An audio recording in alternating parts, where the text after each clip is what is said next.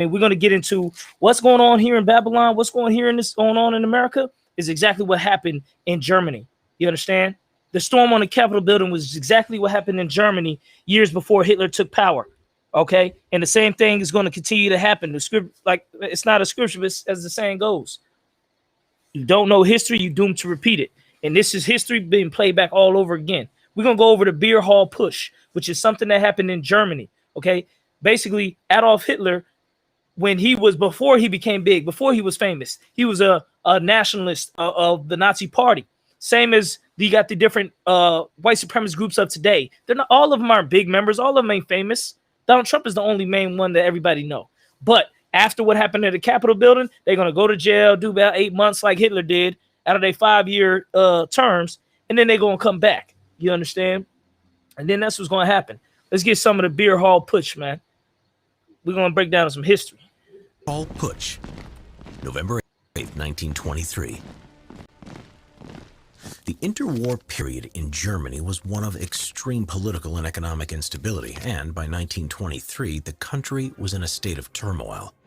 The Weimar Republic, Germany's first attempt at a true democracy, was seen as weak and had already seen the election of several different chancellors and 9 government cabinets. The Ruhr Valley, the center of industrial production, was under occupation by the French, who were attempting to ensure payment of First World War reparations. And across the whole of Germany, political uprisings on both the left and the right were taking place. The whole German nation was outraged at the Treaty of Versailles that was imposed on them as a diktat, a dictated peace. The German government's acceptance of the terms of the Treaty of Versailles reinforced the stab-in-the-back myth and made many Germans hostile to the new Weimar Republic. Hyperinflation was running rampant. The German people lost confidence in their own currency, and money, printed in bigger and bigger amounts, became worthless. The German mark, which in January had been already a dismal 17,000 to the dollar, had by December plummeted to 4.2 billion to the dollar. A loaf of bread cost as much as 200 billion marks. Despite a good harvest that year, farmers were refusing to sell their produce because of the risk of price drops, adding food shortages to the list of problems facing the German people. People resorted to barter, using products such as coal or sausages as currency. The inflationary crisis, catastrophic for most Germans, had economic, social, political, and psychological effects. The virtual collapse of the economy in 1923 helped to foster the perfect breeding ground for various extremist political movements, including the Nazi Party. Adolf Hitler, as well as several other nationalist politicians, believed that the time was right to start an open revolution against the Weimar regime. Taking inspiration from Mussolini's March on Rome the previous year and Napoleon's march from Elba to Paris in 1815, Hitler planned to force the hand of several of Bavaria's leading politicians, coerce them to join with him, and then march on Berlin. The men who Hitler planned to coerce, collectively known as the Bavarian Triumvirate, were General Commissar State Commissioner Gustav von Kahr, General Otto von Lossow, commander of the Reichswehr, German army in Bavaria, and Colonel Hans Ritter von Seisse, the head of the Bavarian State Police. All 3 men already had nationalist sympathies and were not afraid to ignore direct commands from the central government. Planning for what would become known as the Beer Hall Putsch, or the Munich Putsch, did not get off to a good start. The date of the march was originally set for the 10th through the 11th of November, but on the 7th, Hitler discovered that Kahr would be giving a speech in Munich's Burger Braukeller beer hall, and that Lossow and Seisse would also be in attendance. Unable to pass up the opportunity of capturing all 3 men in one location, the plans were moved up to the very next day, the 8th of November. His basic plan went as follows. Hitler and his men, including several high-ranking Nazis such as Hermann Göring, were to surround the Burger Braukeller, interrupt the proceedings, and gain assurances of allegiance from Kahr, Lossow, and Seisse. When this was done, a signal would be sent to Ernst Röhm, who was waiting in a second beer hall with more men. Upon receiving said signal from Röhm, all of his men would then capture several strategic buildings around Munich. For Hitler, things did not run smoothly. The evening started well enough for the Nazis. Around 8:30 p.m., Hitler, along with his accomplices and bodyguards, burst into the beer hall in the midst of Kahr's speech. Hitler jumped on a table, fired a couple of shots into the air, and proclaimed to the crowd of stunned onlookers, "The National Revolution has begun." Using a mixture of exaggerations and outright lies, Hitler explained that the building was surrounded by 600 men, that there was a machine gun in the lobby, and the local police and army barracks were already occupied, and that both the state and national government had already fallen. Carr, Lassalle, and Sisa were then led into a side room at gunpoint, where Hitler explained to them his intentions. He also told them that he had 4 bullets in his gun, 1 for each of them, and the 4th for himself if they failed to come to an agreement. Carr initially refused to join with Hitler, saying he could shoot him if he wanted. In the meantime, the crowd in the beer hall began to get rowdy. Hitler was not a particularly well-known or popular figure at the time, and they did not take him or his band of Nazis seriously. With the 4 men at an impasse, Hitler returned to the main room, fired a shot into the air to silence the crowd, and took to the podium. What followed was described by one eyewitness as an oratorical masterpiece. Hitler, in the course of just a few sentences, was able to completely change the mood of the crowd from one of derision to one of ardent support. He did so by appealing to their sense of nationalism and encouraging within them the spirit of revolution. In the meantime, Max Erwin von Scheibner-Richter, a leading Nazi and one of the key strategists behind the evening's events, had left the beer hall to collect General Erich Ludendorff. Ludendorff was one of Germany's preeminent wartime leaders from the period of the First World War. After the war, he became involved in ultra-nationalist Völkisch politics. The Nazis hoped that his involvement would help to legitimize their position, and Hitler planned on making him the commander of the armed forces after gaining power. After Ludendorff's arrival, Carr... So, I know you've been watching the video. Let me give you some breakdown of it. Let me give you some breakdown of what's going on here. The white supremacist groups are going to storm the Capitol.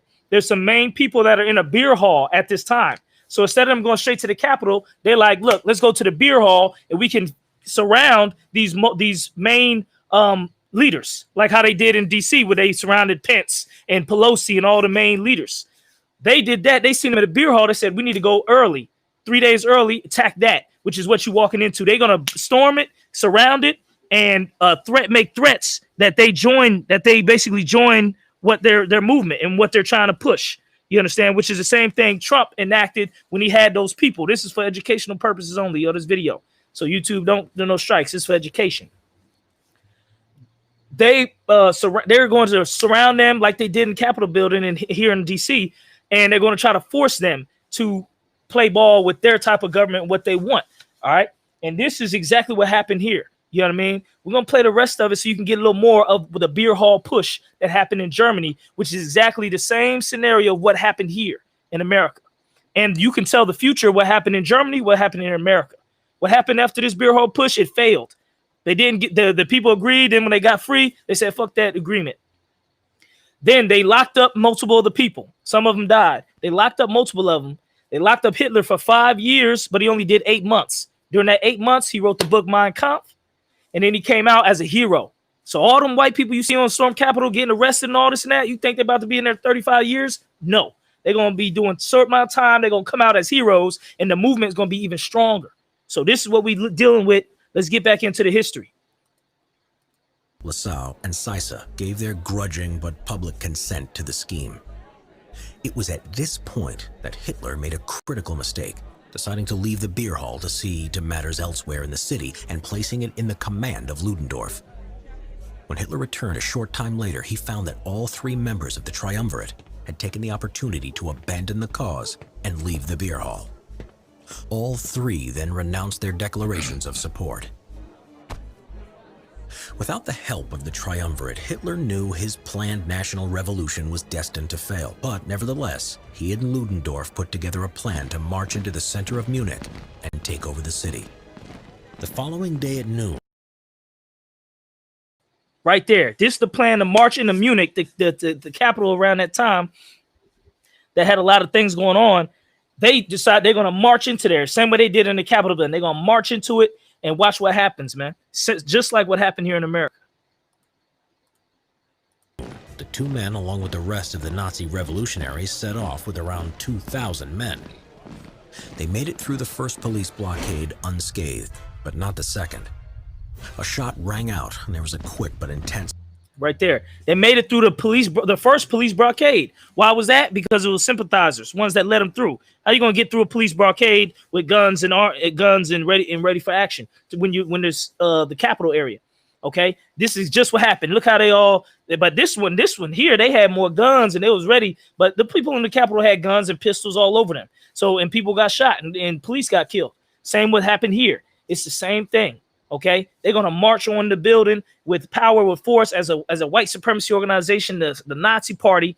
You know what I mean? Who didn't have power, who didn't have political power. The Nazis were like a third party.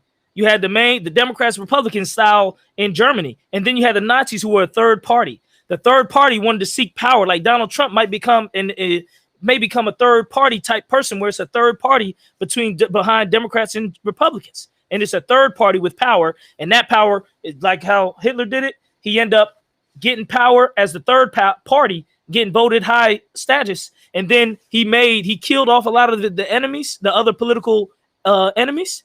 And then when the head guy decided, they burnt down some buildings, the head guy decided the Kaiser or whatever, he decided to come down. That automatically put Hitler as the #1 guy, as the leader of the whole of Germany. Okay. So he achieved that power, but this was part of it, and the same things happen in America. So let's see what happens. They storm in the Capitol. It's firefight lasting roughly half a minute. Shepner Richter, who at the time was linking arms with Hitler, was shot in the lungs and died instantly, dislocating Hitler's shoulder as he fell to the ground. After this, the revolution fell into immediate disarray. Hitler crawled away at the first opportunities, and Göring was shot in the leg. Ludendorff attempted to embolden the men by continuing to march towards the army, but they didn't follow. He was peacefully arrested as soon as he crossed the line. By the time the guns fell quiet, 14 Nazis and 4 state policemen had lost their lives. In the immediate aftermath of the putsch, several of the surviving Nazis, including the wounded Göring, escaped over the border into Austria. Hitler instead sought refuge in the house of a friend just outside Munich. It didn't take long for the police to track him down, and he was... As you see, they all had to start running and hiding in different places, which is what's going on. And a lot of them people that went to the Capitol, they're on the no-fly list. So a lot of them are on the run, they're on the hideout, just like how Hitler was. You understand? Arrested 2 days later. And he eventually was arrested. The downfall of Adolf Hitler and the Nazi Party, but the resulting trial proved to be a blessing in disguise. Hitler and his co-defendants were clearly guilty of treason and should have faced lengthy jail terms. In addition to his crimes, Hitler was not a German citizen, meaning that he was eligible for deportation. Instead, sympathetic judges gave him the opportunity to showcase his views to the German public. At the end of one of Hitler's speeches, one of the judges was heard to remark, "What a tremendous chap, this Hitler." The chief judge, George Neidhart, was a nationalist sympathizer. Right there. That lets you know what. Then they go to court. A lot of the people are going to be sympathizers with them white supremacists. And a lot of they're going to get short sentences. They're going to be getting off and all of that.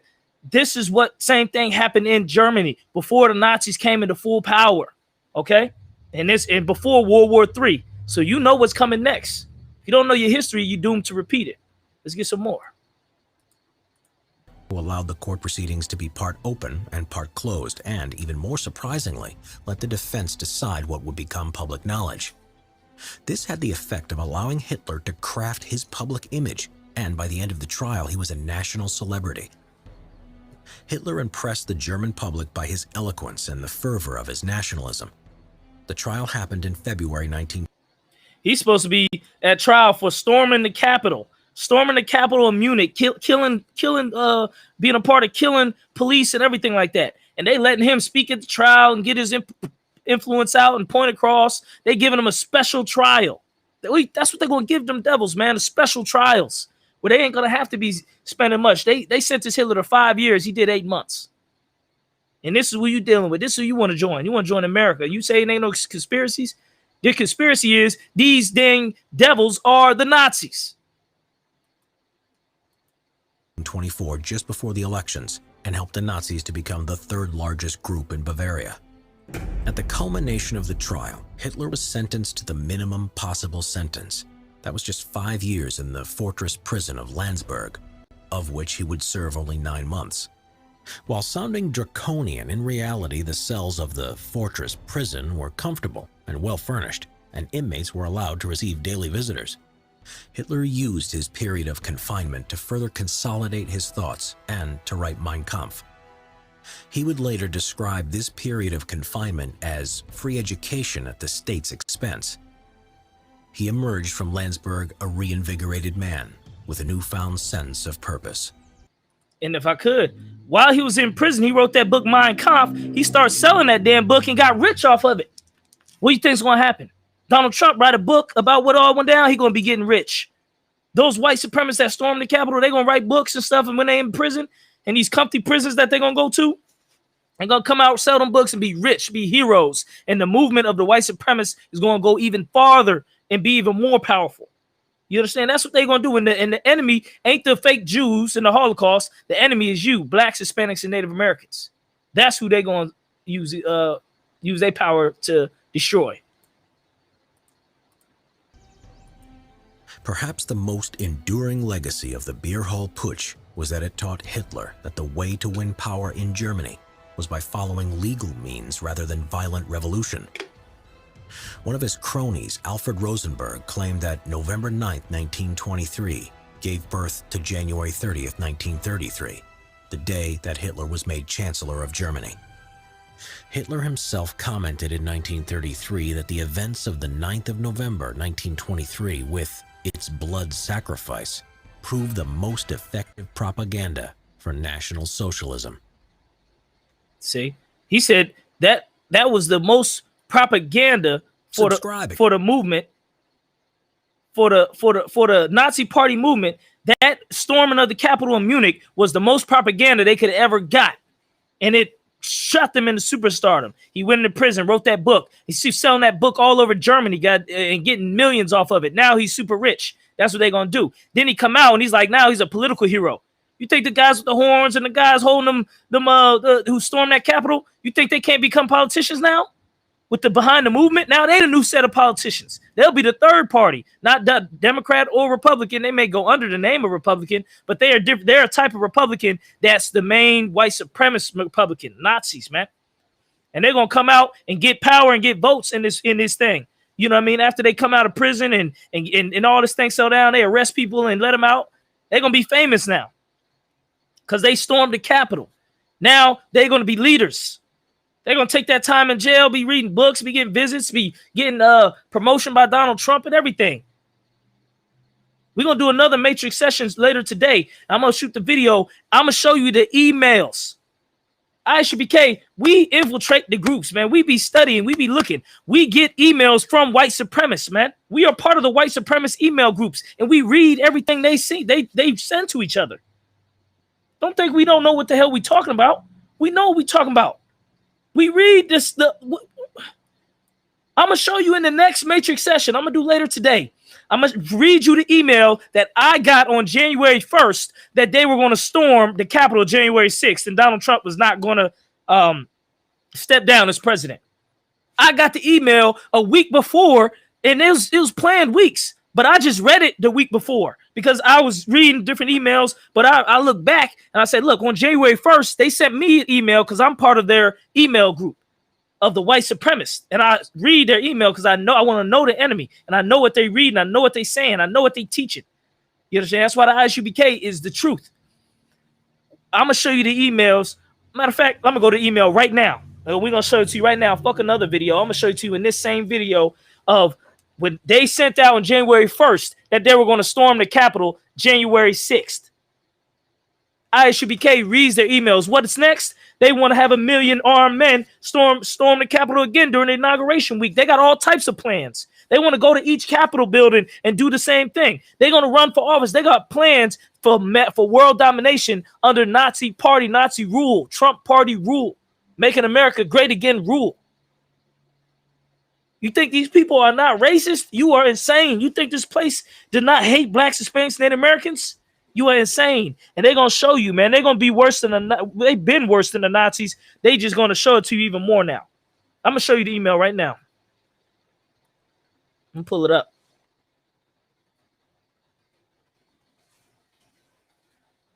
I think UPK is a joke. We're gonna read it. We're gonna show you right now.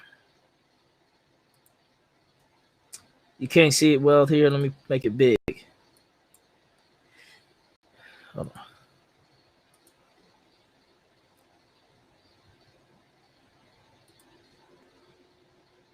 on. Okay. Damn thing want to act funny now. Hold on one sec.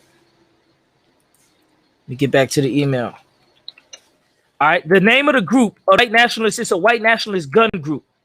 The name of the group is of the man who sends the letters is Ignatius Piazza.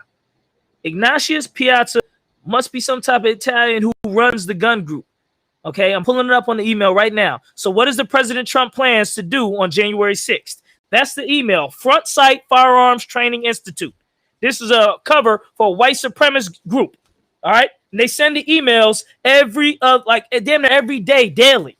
You understand? And in the UPK, we read these emails and see what they're doing and what they're saying. And they have plans to take over America and kill blacks, Hispanics, Native Americans, man. A lot of them have plans to take over and rule this country and bring slavery back. Okay? Let's read it. Happy New Year. This is the second email I am also sending you on the first day of the new year. First day of the new year, January 1st, as it relates to the Electoral College showdown on January 6th. They were planning that for long times. I've already got the reports. They've been planning for over a month, and they planned it even longer than that. But this is the email on January 1st, giving them the background of it, so everybody will know what to do when they get there. We have all been wondering what President Trump has up his sleeve to play on January 6th. Here is a clue. This is letting you know the Epoch Times, okay? These different groups are sending out information to the other white supremacists. Massive amounts of evidence will be presented on January 6th. Trump. This is the article that lets you know how they're going to need to get those electoral college votes, which they tried to attempt to break in the Senate House, which General Muhammad broke down. They tried to break in to get those electoral college votes so they can't count it, so then Donald Trump can stay president. That's what it says here.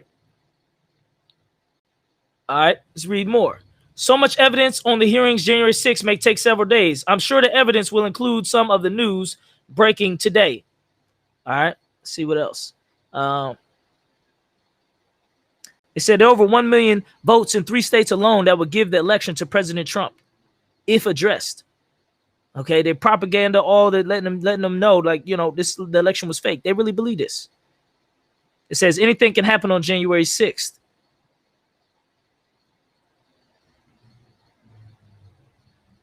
All right, let's see what else. It's got tons of information. It wants you to click the link to get deeper information. I'm not going to click the links. I'm just giving you the overview. If you really want to get in there, you join the Ignatius Piazza Front Sight Firearms Training and Institute email list, and you'll get white supremacist email on what they plan to do. All right. Judge dismisses lawsuit against Pence over electoral college vote count. This is where they start telling you about Pence. Okay. It says, I have not seen better plan. This will work if President Trump will work it. This is a successful strategy to win. Read it, forward it, tweet it about it. The entire nation needs to see it. Now let's get more. It says, Mr. President, you're the greatest president of my lifetime and blah, blah, blah. You're the greatest. We're going to do whatever we can for you. Let's see what it says. Do not count on Congress to do the right thing. If Congress is surprised everyone and actually operates with integrity and ethics on January 6, 2021, by voting for the competing slate of Republican electors in Arizona, all right, then it starts breaking down about why it's so important on January 6th. This is the part you need to know, though. It's time to prove you won by the greatest landslide in American political history. Only the military under your command can be trusted to carry out their duty to follow your orders in protecting and defending the Constitution, U.S. enemies, foreign and domestic. Command them to do their duty for you and the American people. This is what it's saying. Will your actions create the greatest amount of civil unrest we have seen in our lifetime? Absolutely, yes. We did not win our freedom from British tyranny or free men and women and children from slavery or save the world from Nazi and Japanese aggression because we were afraid of confronting violence. This right here is the dog whistle that's being sent to all white supremacists, letting them know Donald Trump is down with the violence about taking over the country the same way they did against the British, same way they did the Civil War with the slaves. It says you have the U.S. military, National Guard, reserves, law enforcement, and the citizen patriots of Trump's army at your side, waiting for your orders. We all stand ready, willing, and able to assist you in making the toughest, most important decision you must make on January 6th. And as you know, January 6th, Donald Trump told them to storm the Capitol. And I personally stand ready to assist you in any manner you wish. You know what I mean? He sold it to him in a certain type of way. You know what I mean? He ain't say it directly, he said it in a way. It says, you, sir, were born for this moment in history. Take your rightful position in history, make your rightful decision, and rightfully shape the future of our country for generations to come. Sincerely, Dr. Ignatius Piazza, founder and director of Front Sight Firearms Training Institute. And this is being sent all over the country, all over the world, to millions. All right, potentially millions. And this is with. They said that the army, the forces, the police forces, the national reserves, everybody is ready, is waiting for your orders, Donald Trump, to pounce and do what you want us to do. All right.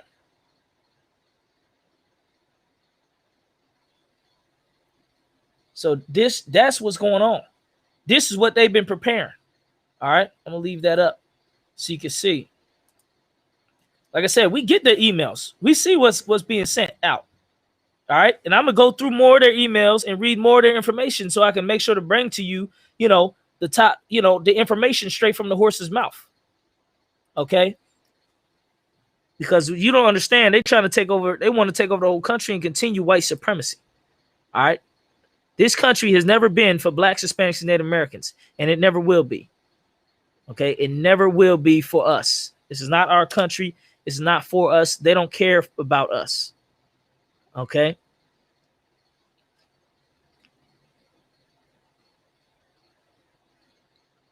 All right.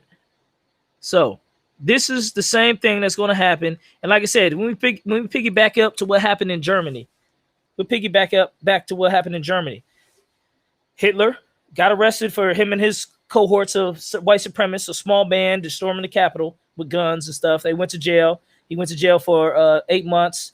He called it a free education. He wrote his book, Mein Kampf. He came out as a hero and as a leader and as a country. Then he ran as a third party member, and the Nazi Party grew as a third party, and they grew in power and they started killing the other political rivals. Instead of beating them in the vote, they would go, you running against us? We'll have you killed, and then we'll win the election. And Donald Trump won the election, became the second highest ranking person. He didn't win the presidency. He won the second vice presidency. Then they burnt down like like half of their capital. And then the person who was the number one, the Kaiser or whatever, he stepped down and Hitler became the number one power in Germany, him and the Nazis. And the rest is history. You understand? They start taking over all the radio stations, TV stations, start making propaganda against the so-called Jews and persecuting them and destroying their businesses and getting them thrown in jail and arresting them and taking all their goods. That's what they plan on doing to blacks, Hispanics, and Native Americans, man. They've already started. They start arresting Hispanics and throwing them in jail, throwing their children in jail, taking all their goods, destroying their businesses. They're going to do that to blacks too, Hispanics and Native Americans. They're going to do that to all the blacks, Hispanics, and Native Americans. That's their plans to get power and to persecute blacks, Hispanics, and Native Americans. The scripture says in Revelation 12 that he got but a short time. Therefore, his wrath is come. I'm paraphrasing. The oppressor's wrath is going to get worse, and he's going to want to kill us more and do more evil to us because he knows his kingdom is short. The financial instability, all that added to what happened. So like I said, watch this video over, do the study, and learn about the beer hall push that they did, which is them storming the Capitol in Germany. All right. And look, Hadalia Olive brought something heavy. He said almost the same identical story with Saddam Hussein. Okay. The same thing. So we need to come together, get in the UPK, get under Commander YAHANNA. We need to get down with the Lord, make sure we're protected by the Most High. You know what I mean? Get ourselves ready for the pending war. World War III is coming. All right. And it's our time to separate from these other nations, not join with them, because they're going to use this fervor all the way into World War III. And World War III is going to come. Do not join with them. Do not become a part of them, man. It's been another Take Ground Radio. All right. Take Ground Breakdown Matrix session. Get right with the Most High. Wake up from the Matrix. Go to ishbk.com for more information. And with that said, shalom.